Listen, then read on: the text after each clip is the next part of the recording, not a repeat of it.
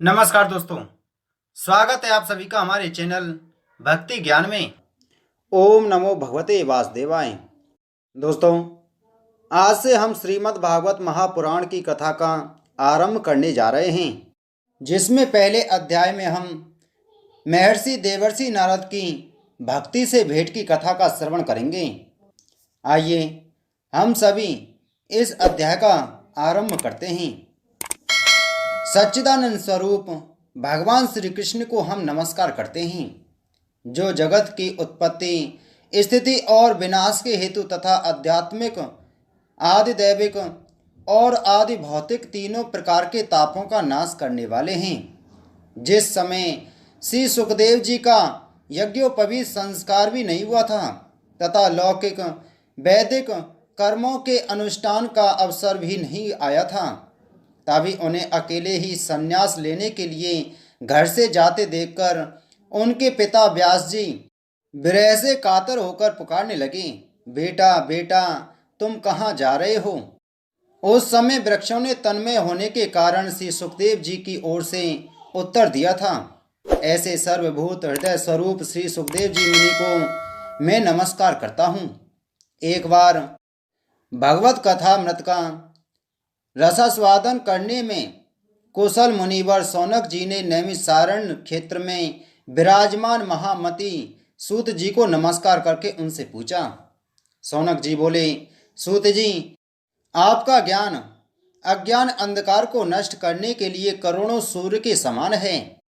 आप हमारे कानों के लिए रसायन अमृत स्वरूप सारगंभीर कथा कहिए। भक्ति ज्ञान और वैराग्य से प्राप्त होने वाले महान विवेक की बुद्धि किस प्रकार होती है तथा वैष्णव लोग किस तरह इस माया मोह से अपना पीछा छुड़ाते हैं। इस घोर कलकाल में जीव प्राय आसुरी स्वभाव के हो गए हैं। विविध केशों के आक्रांत इन जीवों को शुद्ध दैवीय शक्ति संपन्न बनाने का सर्वश्रेष्ठ उपाय क्या है। सूत जी, आप हमें कोई ऐसा शाश्वत साधन बताइए जो सबसे अधिक कल्याणकारी तथा पवित्र करने वालों में भी पवित्र हो तथा जो भगवान श्री कृष्ण की प्राप्ति करा दे। चिंतामणि केवल लौकिक सुख दे सकती है और कल्प वृक्ष अधिक से अधिक स्वर्गीय संपत्ति दे सकता है, परंतु गुरुदेव प्रसन्न होकर भगवान का योगी दुर्लभ नित्य वैकुंठ धाम दे देते हैं। सूत जी ने कहा, सौनक जी, तुम्हारे हृदय में भगवान का प्रेम है, इसलिए मैं विचार कर तुम्हें संपूर्ण सिद्धांतों का निष्कर्ष सुनाता हूँ, जो जन्म मृत्यु के भय का नाश कर देता है, जो भक्ति के प्रवाह को बढ़ाता है और भगवान श्री कृष्ण की प्रसन्नता का प्रधान कारण है। मैं तुम्हें वह साधन बतलाता हूँ, उसे सावधान होकर सुनो। श्री सुखदेव जी ने कलयुग में जीवों के काल रूपी सर्प के मुख का ग्रास होने के त्रास का अत्यंतिक नाश करने के लिए श्रीमद् भागवत शास्त्र का प्रवचन किया है। मन की शुद्धि के लिए इससे बढ़कर कोई साधन नहीं है। जब मनुष्य के जन्म जन्मांतर का पुण्य उदय होता है, तभी उसे इस भगवत शक्ति की प्राप्ति होती है। जब सुखदेव जी राजा परीक्षित को यह कथा सुनाने के लिए सभा में विराजमान हुए, तब देवता लोग उसके पास अमृत का कलश लेकर आए। देवता अपना काम बनाने में बड़े कुशल होते हैं, अतः यहाँ भी सबने सुखदेव मुनि को नमस्कार करके कहा, आप यह अमृत लेकर बदले में हमें कथामृत का दान दीजिए। इस प्रकार परस्पर विनिमय अदला बदली हो जाने पर राजा परीक्षित अमृत का पान करें और हम सब श्रीमद् भागवत स्वरूप अमृत का पान करेंगे। इस संसार में कहाँ कांच और कहाँ महामूल्य मणि तथा कहाँ सुधा और कहाँ कथा। श्री सुखदेव जी ने यह सोचकर उस समय देवताओं की हंसी उड़ा दी। उन्हें शक्ति शून्य कथा का अनधिकारी जानकर कथा अमृत का दान नहीं किया। इस प्रकार यह श्रीमद् भागवत की कथा देवताओं को भी दुर्लभ है। पूर्व काल में श्रीमद् भागवत के श्रवण से ही राजा परीक्षित की मुक्ति देखकर ब्रह्मा जी को बड़ा आश्चर्य हुआ था। उन्होंने सत्यलोक में तराजू बांधकर सब साधनों को तोला। अन्य सभी साधन तोलने में हल्के पड़ गए। अपने महत्व के कारण भागवत ही सबसे भारी रहा, यह देखकर सभी ऋषियों को बड़ा विस्मय हुआ। उन्होंने कलयुग में इस भागवत शास्त्र को ही पढ़ने सुनने तत्काल मोक्ष देने वाला निश्चय किया।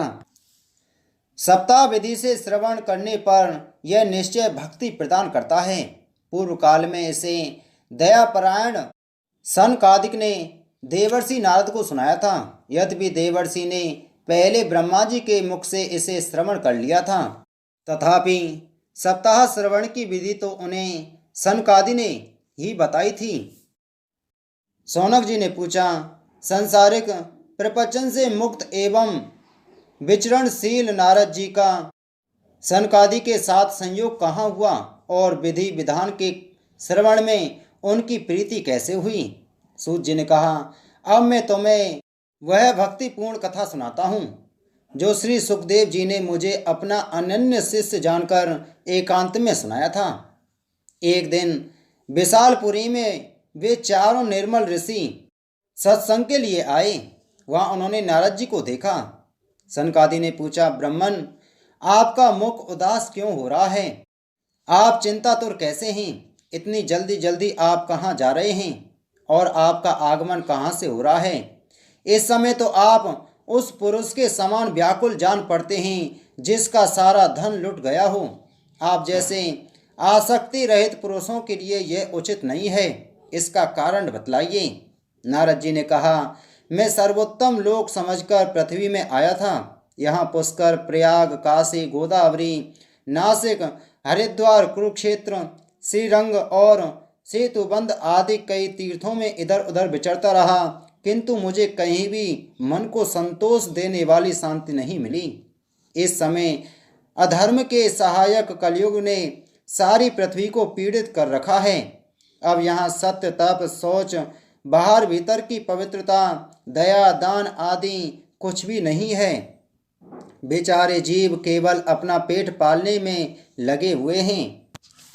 वे असत्यवासी, आलसी, मंदबुद्धि, भाग्यहीन, उपद्रवग्रस्त हो गए हैं। जो साधु संत कहे जाते हैं वे पूरे पाखंडी हो गए हैं। देखने में तो वे विरक्त हैं, किंतु स्त्री, धन आदि सभी का परिग्रह करते हैं। घरों में स्त्रियों का राज्य है।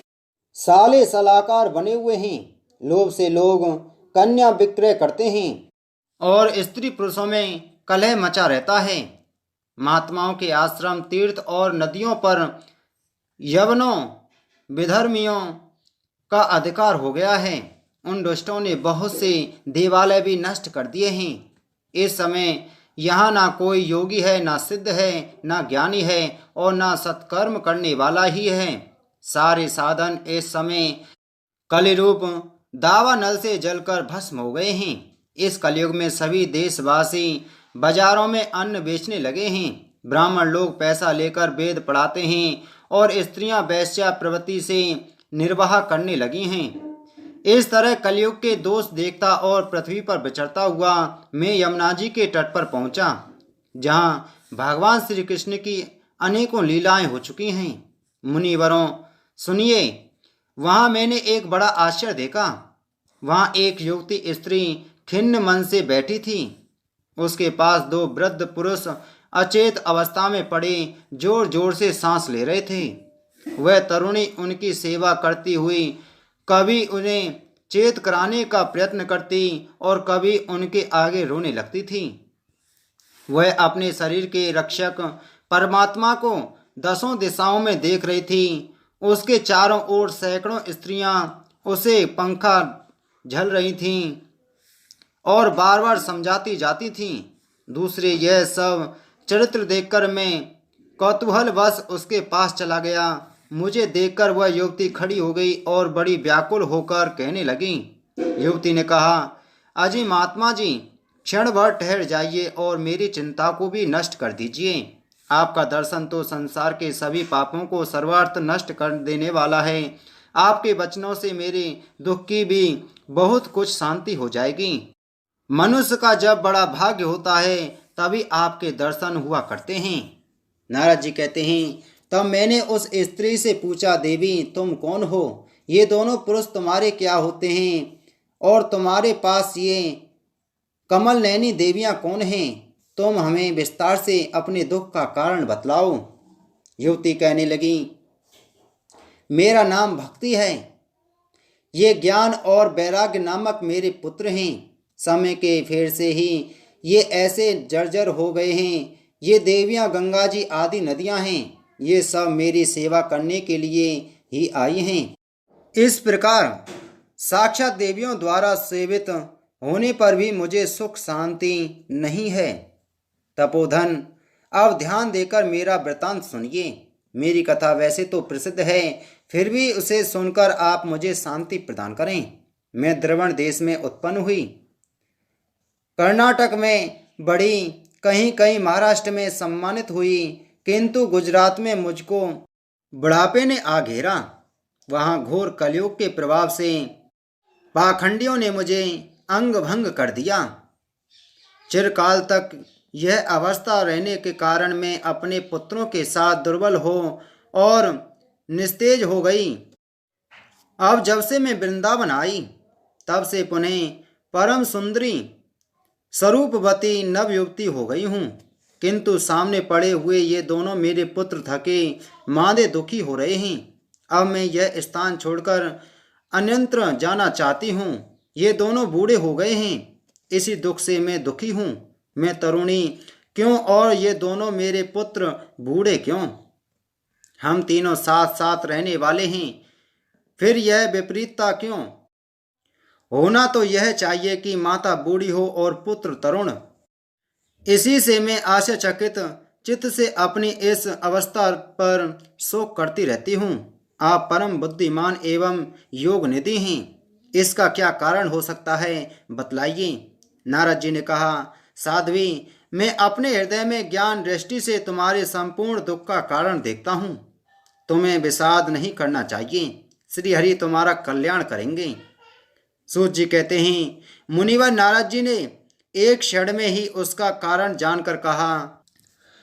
नारद जी ने कहा, देवी सावधान होकर सुनो, यह दारुण कलयुग है। इसी से इस समय सदाचार, योग मार्ग और तप आदि सभी लुप्त हो गए हैं। लोग सठता और दुष्कर्म में लगकर अघासुर बन रहे हैं। संसार में जहाँ देखो वहीं तत्पुरुष दुख में मलान हैं और दुष्ट सुखी हो रहे हैं।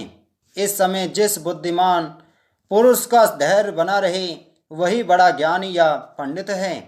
पृथ्वी क्रमश प्रतिवर्ष शेष जी के लिए भार रूप होती जा रही है।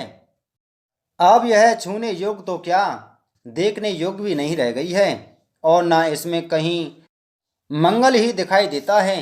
अब किसी को पुत्रों के साथ तुम्हारा दर्शन भी नहीं होता। विषयानुराग के कारण अंधे बने हुए जीवों से उपेक्षित होकर तुम जर्जर हो रही थी। वृंदावन के संयोग से तुम फिर नवीन तरुण हो गई हो। अतः यह वृंदावन धाम धन्य है, जहाँ भक्ति सर्वत्र नृत्य कर रही है। परंतु तुम्हारे इन दोनों पुत्रों का यहाँ कोई ग्राहक नहीं है, इसलिए इनका बुढ़ापा नहीं छूट रहा है।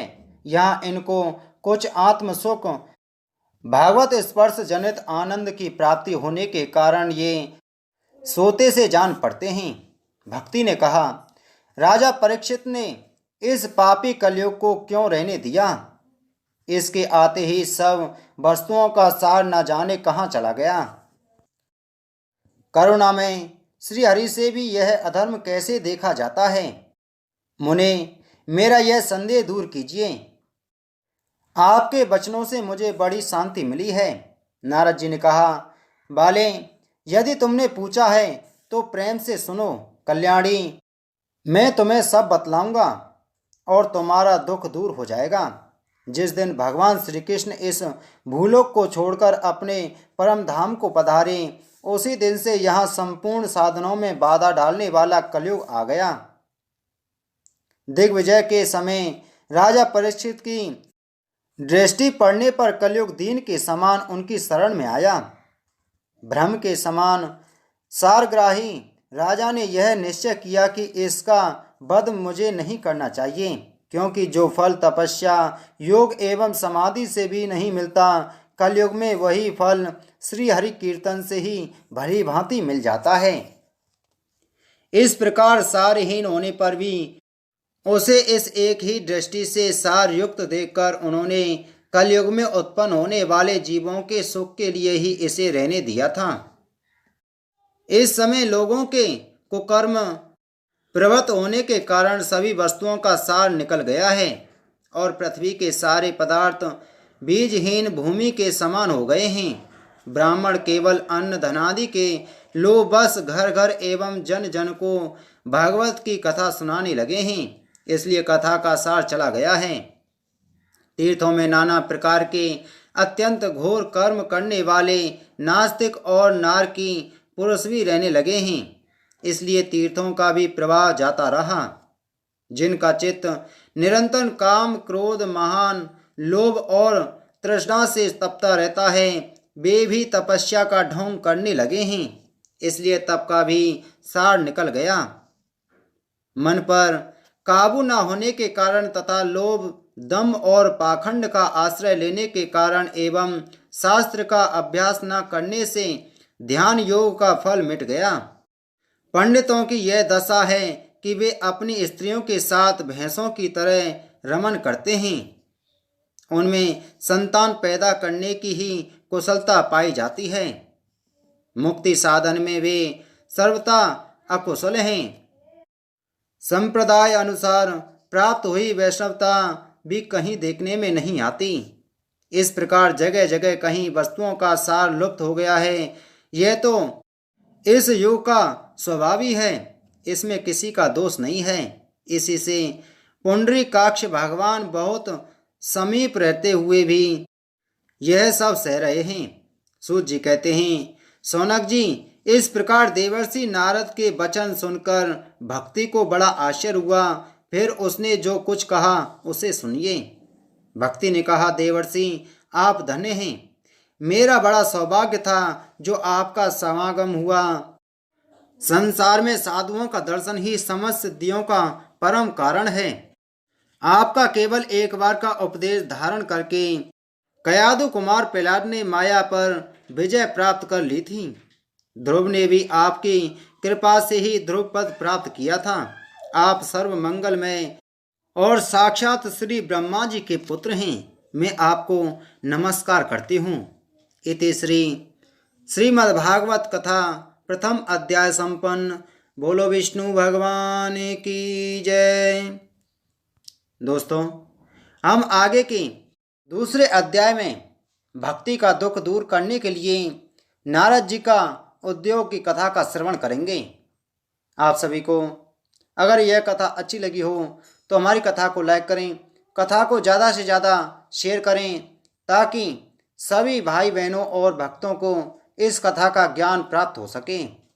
आप सभी को जय श्री राधे, जय श्री कृष्ण। ओम नमो भगवते वासुदेवाय।